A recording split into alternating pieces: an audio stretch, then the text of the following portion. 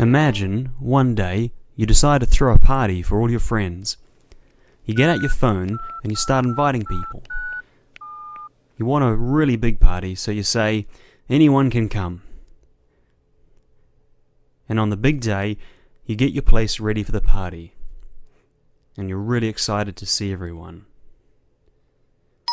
And pretty soon, the guests all start arriving. After a while, everyone you're expecting has arrived and you're having a really good time. But then the doorbell goes, and you think, I wonder who that is. Must be someone I've forgotten about. And it is. Someone who you definitely did not want at the party. It's your neighbour Brian. Brian has to be one of the most annoying people you know. He's rude, grumpy, he moans a lot, and he's not so flash on personal hygiene. He's the last person you want at your party. But before you know it, he goes straight inside without even saying hello. And he goes up to your guests and he's rude. He helps himself to drinks and food. And he generally acts a little weird towards your friends. And understandably, you feel pretty upset, embarrassed and angry. And before long, you go over to Brian and tell him, that's it, it's time for you to go. And you throw him out of your party. And once he's gone, you feel relieved. You go back to the party and start to enjoy yourself. But after a while, you hear the doorbell again. And when you go to check who it is, you realize Brian has come back.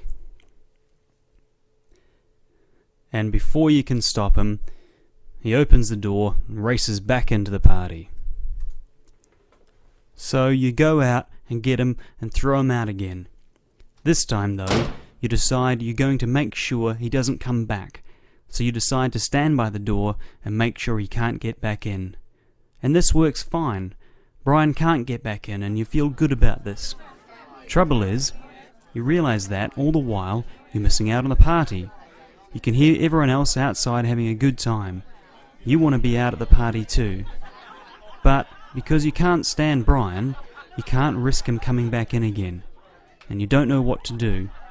You really want to enjoy the party, but the thought of Brian being there really gets to you.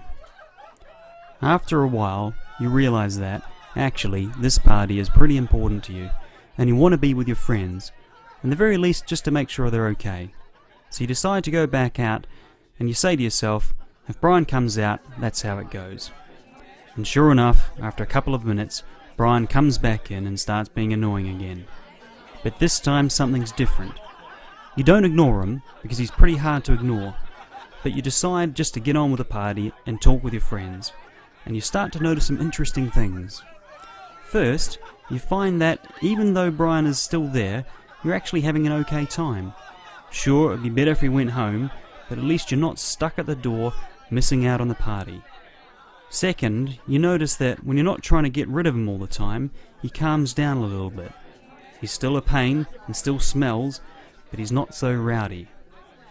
And then after that, you start to notice some other things about Brian you hadn't actually seen before. Like that he has a quirky sense of humour, even though it's buried pretty deep.